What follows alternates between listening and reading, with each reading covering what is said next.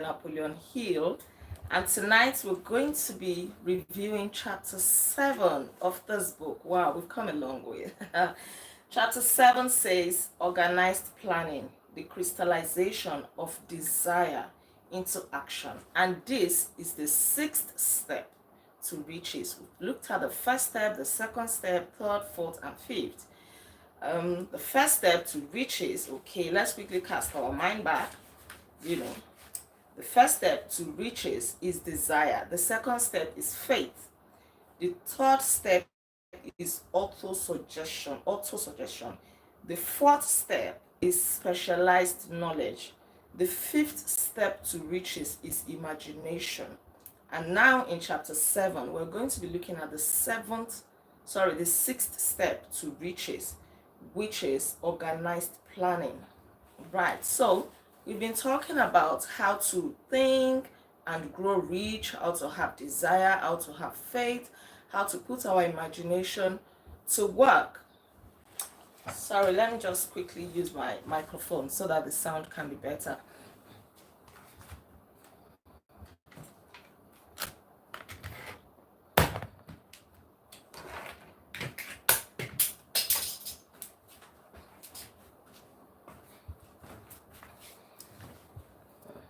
Apologies for that. Hiding. Okay. Let's just put it here. Oops. Okay. I'll put it here.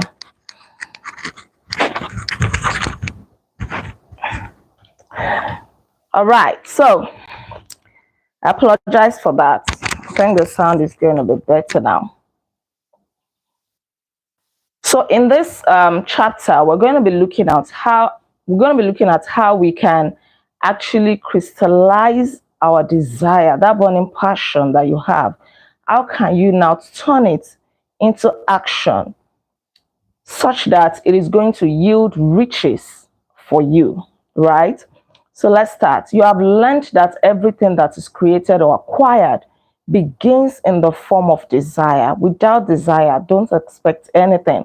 So by now, I'm sure that you have a desire, a burning one at that.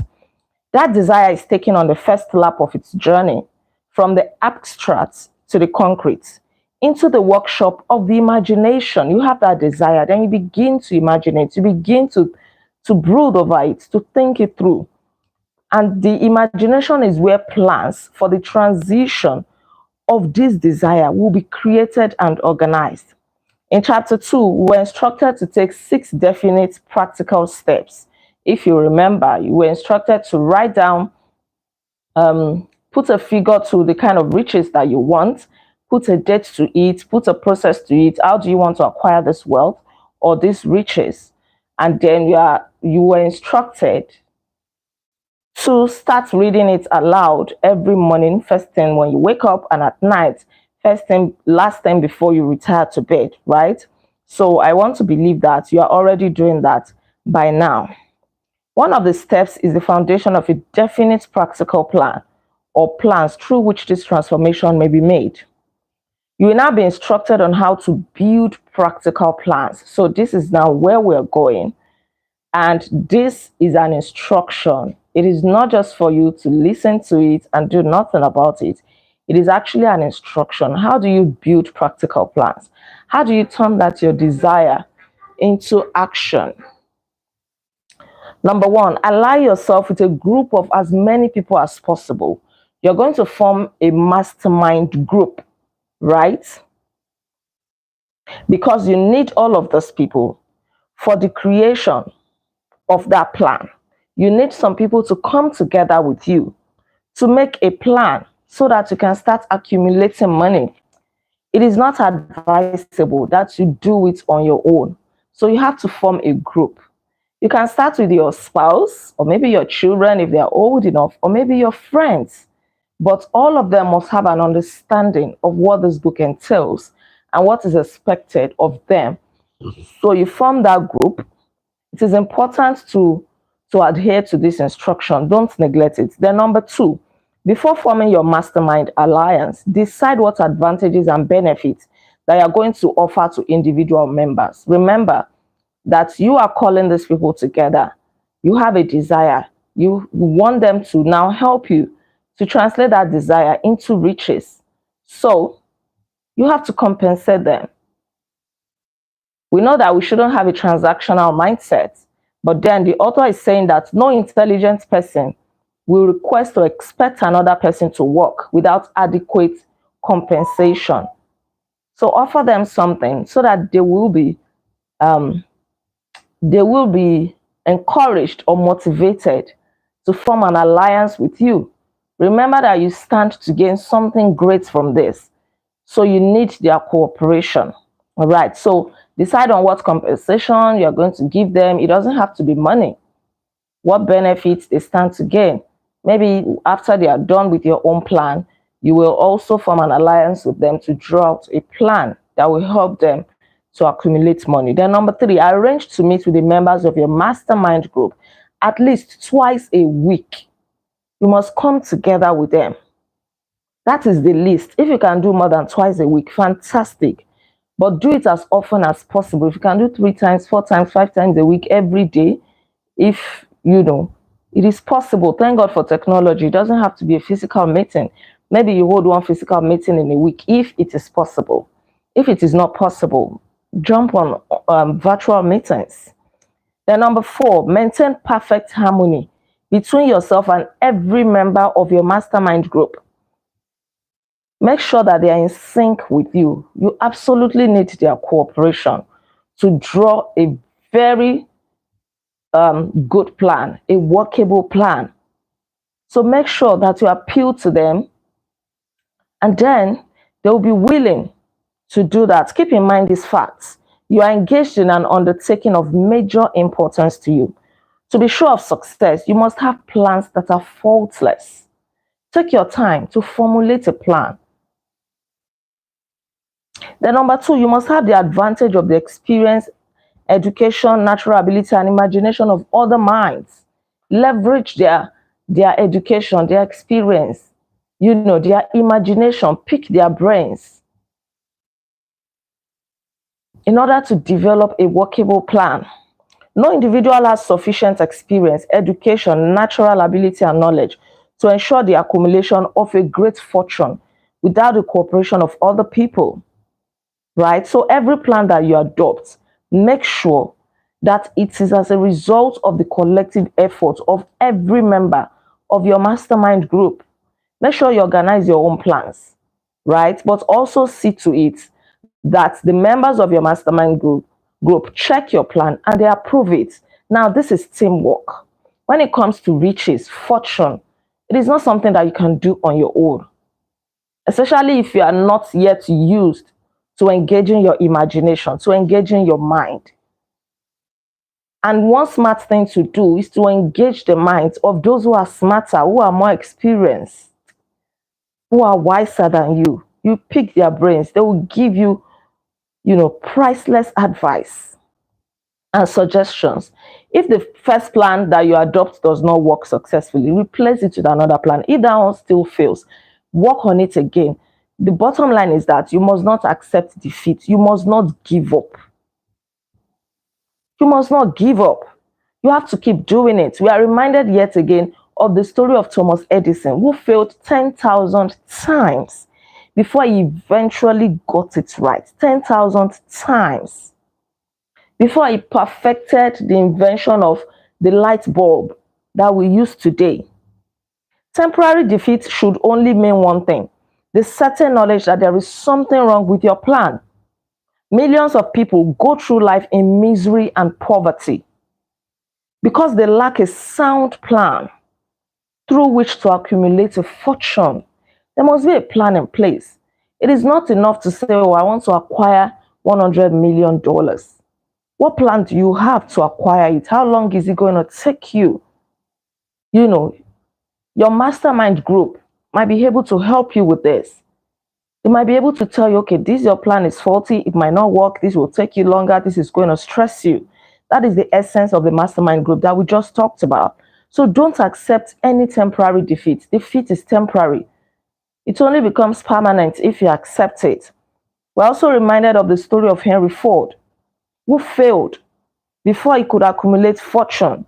He didn't have education, just like a lot of people had, but he was determined. He did not give up. He kept on checking and rechecking his plan until he finally succeeded. He met with temporary defeat, not only at the beginning of his career, but even after he had gone far towards the top, he still met with defeat. He did not give up. What this means is that if you have a plan in place, it may work at first. You will get to a point, it may seem as if your plan is not working. Check it out. Re-strategize, but never give up.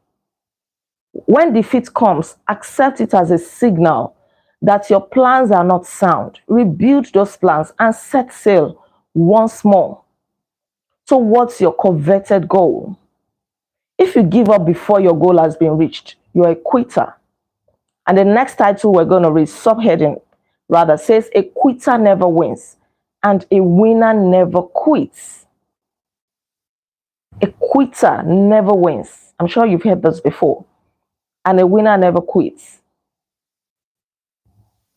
You may be more familiar with this one that says, when quitters never, is the same thing. Quitters never win and winners never quit. Yeah, more or less the same.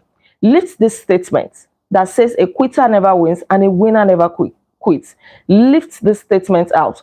Write it on a piece of paper in letters an inch high. That means write it boldly and place it where you are going to see it every night before you go to sleep and every morning when you wake up, so that it will remind you that you're a winner. You must not quit. Once you are beginning to get weary and it looks as if your plan is not working and you are considering giving up, this should help you to get going. When you begin to select members for your mastermind group, let me say at this point that I'm thinking of having that group already. Not even that I'm thinking, I'm having that group already. I already have some people in mind, to be a member of this mastermind group. Enough of reading and not putting what we are reading into action. So in case you are not yet a member of that group and you are interested, please just send me a message so that I can add you up. Please, we want only serious-minded people, right? We really need to take this seriously because it is doable. It is possible. This author interviewed 500 successful people. And what you see here in this book is accumulation of their success stories, the principles of their success, that have been duplicated over and over by serious-minded people, money-conscious people. So it is possible. So I'm having that group, and we're going to be reviewing our plans one after the other, because by all means, we must not wallow in misery and poverty. Okay. When you begin to select members of your mastermind group, in case you want to have your own, you don't want to join mine, endeavor to select those who do not take defeat seriously. Don't select those who will give up and cry and pack it up at every defeat that you come across. Don't select those people. They're going to drag you backwards. They're going to discourage you. You need people who are passionate, people who are resolute, who have a great staying power to say it is either this thing works or it works. Some people foolishly believe that only money can make money. That is not true. Desire, transmuted into its monetary equivalent through the principles laid down here, is the agency through which money is made. Money itself is nothing but inert matter. It cannot move, think, or talk, but it can hear when one who desires it calls it to come. Money, please come to me. I'm calling you. Come to me, money. I'm calling you. All right. Now let's move to the next subheading, planning the sale of services. The remainder of this chapter has been given over to a description of ways and means of marketing services. This is where we're going. This is where the juice is, right? You have a service, you have something you're selling, or you're planning on one. How do you market this? The information here conveyed will be of practical help to any person having any form of service to market, but it will be of priceless benefit, as in immeasurable benefit, to those who aspire to leadership in their chosen occupations. So first and foremost, you must know that intelligent planning is essential for success in any other undertaking designed to accumulate riches. You can't just set out without a plan. You are setting out to fail. You must have a plan in place. How do you want to accumulate riches? How long is it going to take you? Put a figure to it. How much do you want to accumulate? So that you will know when you are far from it and you know when you are close to it. But you must have a plan in place. So you're going to find details, instructions on how to start selling your services, how to market yourself. And it should be encouraging to know that practically all the great fortunes began in the form of compensation of services or through the sales of ideas. People who are rich today, with the exception of those who scammed and cheated, right? They rendered a service or they sold an idea, something of that nature. There is nothing like something for nothing. They gave something. They rendered value. So broadly speaking, now we're getting into it. There are two types of leaders. There are two types of people in the world. One, leaders, and two, followers. So it is either you're a leader and that's your chosen occupation or career or endeavor, or you're a follower. So decide now which one you intend to be. If you intend to become a leader, or if you intend to remain a follower, it is not a crime to be a follower at first, right? It is not a disgrace. It is not a shameful thing to be a follower. A lot of people at some point in their lives will be followers because they need to learn. They need to humble themselves. If you want to be a leader, you must humble yourself. You must submit to an authority, to somebody that knows better than you, and then you rise to the position of leadership. So it is not a disgrace. But then there is no honor in remaining a follower all your life. If you want to become a follower for a while, fantastic, awesome, for you to learn. But then you must be an intelligent follower.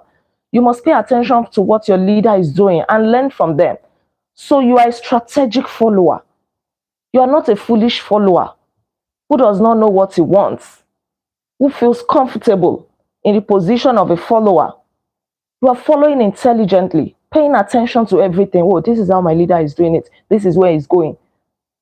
So that you don't remain a follower for your entire life. Okay? Now, what are the major attributes of leadership? If you want to be a leader, or maybe you're a follower now, but you also aspire to become a leader, these are some of the major attributes that you're going to get. Don't lose sight of the subheading that we are considering. Planning the sale of services, how to sell.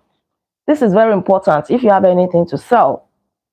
But it is also very important if you want to become a leader. Because if you are a leader, you can sell anything. You're going to be an influencer. Do you understand this angle? Do you understand this angle? Imagine if you had something to sell now. Maybe you are selling chairs. And somebody who is a leader, who is well known, markets that chair for you, influences it for you. Imagine how many people are going to come to you to buy just because that person influenced it, marketed it to say, oh, Olaide Agbaje sells the best chairs in town. In fact, this is what I am currently sitting on. It is so comfortable. Wow, I never believed that I could even get it at such a fantastic price. Guys, if you need a very comfortable chair, look no further. Go to Olaide Agbaje Global Enterprise. They give you the best. Nobody can beat them to it. Maybe you have not been recording sales. The fact that that person endorsed it will bring you sales. People will want to buy it, even if it is not as quality as that person has hyped it. But because he said it, because he's a leader, he is known. So if you want to be very good at sales, try to be a leader, not just a follower. We live in a very skilled world. People will judge you. People will size you up. Who is she? Who is he? What is he saying? You know, they most times want to associate with those who are already known. And I don't blame anybody, even me. You know, we're all in the same shoes for credibility. somebody that they can hold, somebody that at least has some level of trust. And these are some of the characteristics, the attributes of a leader that we're going to be looking at. You must start imbibing these attributes if you don't have them already. Start positioning yourself to be a leader. So the following are important factors of leadership. Number one, unwavering courage. If you want to be a leader, you must be courageous. No follower wants to be dominated by a leader who lacks self-confidence. As you are leading, they want to be saying, yes, he knows what he's doing. She knows where she's going. You are very, very confident. Even when you don't have all the answers, everything is not clear. Your followers must not sense that you are clueless. You must be courageous. Even in the face of opposition as a leader, you must be courageous. Number two, self-control. People who cannot control themselves can never control others. Self-control sets a mighty example for one's followers, which the more intelligent will emulate. You must control yourself, control your tongue, control what you eat, control, your appetite, control your behavior. Self-control is very, very important. No matter who you are, without self-control, you may climb up, but a lack of self-control can bring anybody down within the twinkle of an eye. I've seen somebody, in fact, this is a story that, it's not a story. I experienced it. I know this person. Very talented, very lovable and everything. But he lacked discipline. He lacked self-control. He could talk to anybody anyhow. He could eat anything. Cannot fast, cannot control his appetite. And he's supposed to be a man of God. He behaves anyhow, even though he has a likable personality. He was young at the time, rising very fast. People were liking him. He was, he had the anointing. He had the Spirit of God, no doubt. But I tell you, right now, he's nowhere to be found. May God have mercy on him. He is nowhere to be found. All the likeness, the everything that he was enjoying, the way he had things going for him, everything now are taking a nosedive. He's even no longer in the ministry where I used to know him. People don't want to associate with him. At some point, he collected money from people. He absconded. He got married. He couldn't keep the marriage. He went to misbehave with another woman. The child. No, let me not even spill too much. It's okay. It's okay. Because it's a very painful story to see a young person, growing and rising very fast in life, and they destroy all of that due to the lack of self-control. No discipline, no break, no jam, like they will say in my language. Not in my language, sorry. In Nigeria, no break, no jam. It's very painful. It's very painful. I just pray that, God will restore him and he will also realize it. Maybe he has. It's been a while I saw him, right? All right. The number three thing is a keen sense of justice. If you want to be a good leader, you must be fair. You must be very, very fair in your approach. Don't take sides. And people must see it. Otherwise, they won't respect you. They'll think that, you are favorites and all of that. Be fair to everybody. Treat everybody the same. Number four, definiteness of decision. You must not be here today, there tomorrow. You cannot lead successfully like this. You are always changing your mind. Be definite, be clear. Stand by your decision. It doesn't mean that you won't be flexible. But not that by 9 a.m. you say we are doing this. By 10 a.m. you say you are changing it. By 12 p.m. you are changing it again. Everybody is confused. Now they don't even know where you are. Number five, definiteness of plans. You must have a plan. And that your plan must work. I'm not saying it must work at all costs, but then it must show that you know what you're doing. If it doesn't work at first, you change it again, but you know what you're doing. You know exactly what you want. You are not going to be doing guesswork. You can make a plan that will work. Number six, the habit of doing more than they are paid for. You must be selfless. Don't say, this is what you paid me for. No. You must be willing to go the extra mile. Number five, a pleasing personality. You must not be a careless person. You're going to lose respect. Your personality must be pleasing. You must not be harsh. And at the same time, must not be too, how do I call it now? Too dense, such that you can be toiled or pushed here and there. Your personality must be pleasant, not too harsh with a hard face, shouting at everybody, and then you are not too docile at the same time. Number 8, sympathy and understanding. You must show sympathy and understanding with your followers. Number 9, mastery of detail. This is very, very important. Don't keep saying, oh, it was an oversight, it was a mistake. I did not remember. No. Number 10, willingness to assume full responsibility, no passing of blames. If your followers make a mistake, you must accept the responsibility. If they fail, you also fail. Don't start pointing fingers. Oh, it's because you didn't do it. It's because it is you. It is you. No, no, no, no, no, no. You accept full responsibility. Their success is your success. Their failure is a failure. You are the head. You are the leader. Number 11, cooperation. You must understand this principle. You must get your followers to cooperate with you, and you must also cooperate with them. So don't lord it over them. Work as a team. There are 2 forms of leadership. The first, and by far the most effective, is leadership by consent and with the sympathy of the followers. The second is leadership by force. I don't need to say much about it. You cannot lead people successfully by force. They must consent. They must accept you as their leader. In case you are just joining, we're talking about sales. How to sell. And one way is to be a good leader. If you're a good leader, you can get people to cooperate with you, to respect you. You have that authority. Anything you want to sell becomes very, very easy because they already have your respect. You have been able to influence them positively. So it's just by you saying, oh, this product is good, or market this product for me, things like that. It becomes very, very easy. So you can't lead by force. You can't be a leader by force. You must get their cooperation, their mutual cooperation. In fact, leadership or even employer-employee relationship, or leadership and follower relationship is no longer what it used to be. Now it is more of partnership, mutual respect, mutual cooperation. Now let's look at 10 major causes of failure in leadership. Number 1, inability to organize details. Number 2, unwillingness to render humble service. You must be humble. Even though you're a leader, you must be ready to serve people. Whatever duty you are delegating to others, make sure that you too can do it. Yes. Number 3, expectation of pay for what they know instead of what they do not.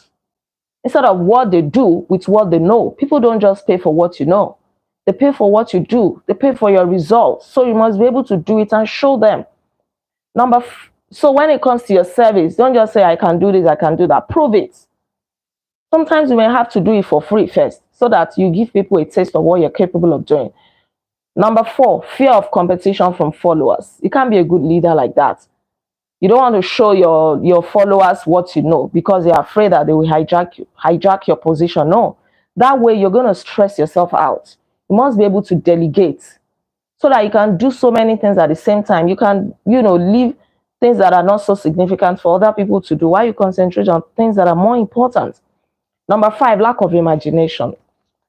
Leaders fail because they cannot think. They cannot even think. They can't imagine things. No ideas. Number 6, selfishness. You must not be selfish as a leader. Your followers are going to resent you because everything will just be about you. You. Shows that you don't care about them. Give them the recognition. Don't be selfish. Allow them to take the stage. It doesn't reduce your shine. Number 7 is intemperance. You must be a tolerant person as a leader. Then number 8, disloyalty. In fact, the author is saying this should come first. If you're a loyal leader, people are going to cooperate with you. They will respect you. But if you are disloyal, you don't keep to your promises, then don't expect them to follow you because people can sense it no matter how much you try to hide it. So if you are rendering any service, don't be disloyal. This is one of the biggest rules. Offer what you promise. Deliver on your promise. Yes. If you don't, you may succeed in getting their money the first or the second time. But you can be sure that you're going to lose them later. Once they discover the truth, they are not coming back to you because you've broken their heart. You've broken their trust. And this is what a lot of business people do not realize. If somebody cheats me, except I don't know, the moment I find out, I'm never coming back to you. And I'm sure it's the same thing with you. So don't scam, be truthful. Number 9, emphasis of the authority of leadership. You don't need to say it, oh, I'm the leader, I'm the leader. They know. You don't need to wield it over them. Or number 10, emphasis on title. Don't you know I'm the leader? Don't you know this is my position? When they call your name, you say, no, no, no, no, no, I'm professor, doctor, engineer. There's no need for that. Then let's look at some fertile fields in which new leadership will be required. So please, I want you to pay attention. In politics, new leaders are required. We all know what is going on in politics today. So don't draw back. Don't draw back. It is a very good opportunity. Start thinking about it. We cannot keep saying, oh, politics is a dirty game, and then we allow those who are crooks to keep going there. They make decisions and policies that affect all of us, and then we are crying. Why don't you also go and contest? It is God that enthrones. If you do your due diligence, you do everything, God sanctions it. Don't say they are going to rig the election. Don't say it. Just try it. Look at how President Goodluck Jonathan got to power. Look at how. It was just by some divine orchestration. I'm sure he never thought of that. From being a local government chairman, he started rising through the ranks until he became the president of Nigeria. He probably wouldn't have gotten there if he had contested ab initio. But look at how God took him there. I still believe so strongly that God took him there. God placed him there. I'm telling you. So don't give up on that. New leaders are needed in politics. New leaders are needed in the financial industry. The industry is now filled with some crooks. Not everybody, but some crooks. Industries call for leaders, people who are going to start their own companies. They're religious leaders. We need religious leaders who are passionate about the plight of the people, who are passionate about the problems of people, who genuinely want to help. Not those who are always looking for a way to always gather money to themselves. They call for programs and things like that just because they want to get money from people. I have so many stories that I can tell on this. Personal stories, Is it personal stories? It's not me. I hope I'm not speaking the wrong English. That I have seen, things that I have seen. Let me put it that way. Things that I have seen, as in seen with my 2 eyes. Let me not even go there. Let me not go there. So we need new leaders, new religious leaders. We need new leaders in law, in medicine, education. But the emphasis here is education. People who are going to change the status quo. They are going to correct the defects in education. They are going to emphasize on practical education, practical knowledge, and not just theory. New leaders will be required in the field of journalism. Those who will show no favorites, who are not going to manipulate stories to suit any narrative that they want to portray. So you see, there are opportunities everywhere. Now let's look at this. Is this the final part? Yes, this is the final part, and it is very, very interesting one. When and how to apply for a position. Probably you want to apply for a position to be an employee or to start rendering your service to that company or that organization, right? So how can you do this? Number 1, you can use an employment agency. There are some agencies that are set up for this specifically. You will have to pay them, but do your due diligence to be sure that they are not scammers and that they will actually help you to get the word out there. So you can use employment agencies, you can give them your CV, you can introduce your business to them. They will help you to promote it. Number 2, advertising. You can use newspaper. You can go on social media and run adverts with as little as 2,000 naira. Do you know that you can run adverts on social media? Yes. You have your business, but you're keeping it to yourself. You're only telling your neighbors and your family members. That business is not sustainable that way. Run adverts. Go and advertise in the newspapers, go on radio, use social media, advertise on Facebook, Instagram, TikTok, YouTube, LinkedIn, everywhere, all social media platforms. Very, very important. I really want to emphasize on this. It is important. Get the word out there. People are not patronizing you because they don't know you. People are not hiring you for that job because they don't know you. So you make them know you. Advertise yourself. Number 3, personal letters of application. You can send it by mail. You can send it through any medium. Write a very good application letter. detailing what you do. Let it be neatly typed, and sign it and send it out. Number 4, application through personal acquaintances. You may want to leverage the connections that you already have, people that you know. Probably they're working in a big organization where you also intend to work or to start rendering your service. You can go through them. That way it's going to be easier. Yes, that is why it is important that we build connections, networks. Imagine that you don't want to do something and then there is nobody, you have to go through all kinds of bureaucracy, all kinds of difficult protocols for things that you can easily get. Somebody that has a connection. This is not about bribery, but your connection, your network can actually cut the journey short for you. That is the truth. So maintain good connections, meaningful relationships with people. You just never know. Somebody will say, oh, don't worry, I know the director. I'll have a word with the director. I've gotten jobs like that a couple of times, yes. Just by recommendation, just because I knew somebody, just that I did not even have to go through the protocol of application and all of that. It was seamless. That is what great connections can do for you. Number 5, application in person. You can go and drop your application. Write a very detailed application, make it neat. Go and drop it. Now, should we quickly run through the last one? Yes, still part of what I've said. Information to be supplied in a written CV. You want to go and drop your CV. It must have your education. State all your educational background, the schools that you went to, your qualifications. You must have your experience. I'm sure you know this already, but just to touch on it quickly. Your experience, what have you done in the past? When you're talking about your experience, don't put it in the old way. You have to talk about your achievements, your role as a sales manager in Olaide Agbaje Global Enterprise. You increase the sales of the company by 60% within 6 months, something like that. So don't say I was responsible for this. No, turn it into what you achieved. That is a new way to structure a CV when it comes to your experience. As a sales manager, that's your role.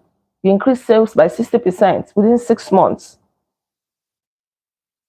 You brought new clients, at least 100 clients to the organization within the space of 3 months, something like that. Then your references. It's very important. Every employer or somebody that is going to allow you render service for them wants to know your trajectory. People that you have worked for or that you have worked with, they'll require you to provide their phone number. So when you are closing a door, be very, very gentle. Don't say, oh, I'm leaving this organization, and then you shut the door, you slam it. You just slammed it on them and say, get out, I'm gone. Your new employer or that person that wants to give you that contract, we want you to supply their reference. Who have you worked for? Who have you worked with? So be very, very careful. Even if the condition of your living is not favorable, please manage people, manage the situation, because you never know. You may have a reason to go back there. That is the truth. Number 4, apply for a specific position. What exactly do you need? Don't just apply. Don't just say, I beg to apply. For what position or which position? Then state your qualifications. This is very, very important. A qualification that matches the job that you're applying for. If you have obtained a PhD like me and you want to apply for a sales manager because maybe you just want to use it to get experience, right? You may not want to put PhD there. You may want to put maybe your first degree so that they don't say that you are overqualified, something like that. Then number 6, offer to go to work on probation. They are not going to pay you, but it's a good chance to prove what you're able to do. You can go and work for them for 1 week, 1 month, or any length of time that you choose, if the company allows it. And then you prove your competence. That way they will see you and they will be able to make up their mind. Or if you are rendering a service, give them a taste of it. Offer to do something for them. Maybe you're a painter, for example. Offer to paint like 3 or 4 rooms in the organization for free. Let them see your work. Remember we talked about working for free, working voluntarily. Enrich that poor dad. Don't be too fixated on money. Let people have a taste. At least if you want me to buy a chin chin, I will want to have a taste. If I go and buy suya, I'll tell the malam, please give me a taste. Then the taste will determine whether I'm going to buy 2,000 naira worth of suya or 10,000 naira worth of suya. If something applies to your service, so don't worry, let me show you what I can do. Right? Always do that. Very, very important. Everything is not about money. But if you do that, it can even bring you more money than you can ever imagine. Number 7, knowledge of your prospective employer's business. Do your due diligence before you go there. Go and Google them out. If you know somebody in that organization, ask about them very well. Do your research, do your findings. It will help you. You don't want them to call you for an interview and then say, actually, I don't know. It's not going to speak well of you. Do your research. Read about them as if you are reading for an exam. Number 8, do not be afraid of making your CV too long because they want you to be detailed. They want to get to know you. Make sure that it's not too short, right? Don't say maybe you're going to bore them. No, as long as what you have in there is compelling, right? Remember another thing, neatness is the preparation of your CV. It will indicate that you are a painstaking person. You take your time to do what you do. Don't just send any CV because it is just about your CV. And another advice is that if you cannot do your CV on your own, there are some experts that can do it for you. Yes, I've paid to have, my CV written by an expert before. They did my CV, they did my cover letter, and I paid for it because I was really, really aiming for one very fantastic job at that time. So don't just do it anyhow. But then if you know that you can do it, go on the internet, go and download templates of CVs, samples. You will get nice ones that you can adapt if you can do it. But now some of them will require some software and all of that for you to use. So if you don't have that software, you may not be able to do it very well, if you want it to be very, very professional. So don't hesitate to pay an expert to draft your CV for you because it can open doors. Like I said, you need to spend money. Sometimes we want good things, but we don't want to spend money. It doesn't work like that. Except when you genuinely do not have this money, except when you don't have. Or if you still have something that you can spare, even if it means that you're going to deny yourself of some pleasure, do it. It is for a good cause. Don't do anything anyhow. You never know where it is going to reach. People will come together as a board to deliberate on your CV, to check through your portfolio of the services that you said that you have rendered before. And they are not convinced. That is your opportunity. You don't want to miss it. I hope you gain something tonight. Be very, very intentional. So before we go, I said in the course of the live stream that because we read here that we must form a mastermind group. I am already doing that. I have some people that I want to include in this group. So in case you are interested, please, we want only serious-minded people. In case you're interested, kindly just send me a message, right? You can drop it in the chat box in case you don't know how else to get to me. You can drop it in the chat box and then we'll take it further from there, or go to any of my social media platforms and put it in the DM, right? We need to start as soon as possible. We want to start having a plan on how to accumulate riches, how we can make that business appealing. And we're going to help one another. You review my plan, I will review yours. Every member of the group will review for one another. We'll take turns to do it like that. If a plan does not work, we'll take a look at it again. We'll check it again. Okay, let's do it this way. Because you don't want to struggle. It's not every time you have to do everything on your own. Leverage the minds of people. Pick their brains, leverage their experiences, their education, their imagination. It will make your journey smoother in life. This is wisdom. All right. Thank you very much for being a part of this live stream. I sincerely appreciate everybody who joined this live stream. God bless you. Please don't forget to like this live stream if you have not liked it already. Feel free to share this live stream to bless other people out there. Kindly subscribe to this channel in case you're yet to subscribe. I remain Olaide Agbaje, also known as First Lady, and on this channel, I inspire you to live intentionally. By God's grace, we'll come together again to continue with the review of chapter 7, which is the 6th step to riches. Take good care of yourselves. God bless you. Bye.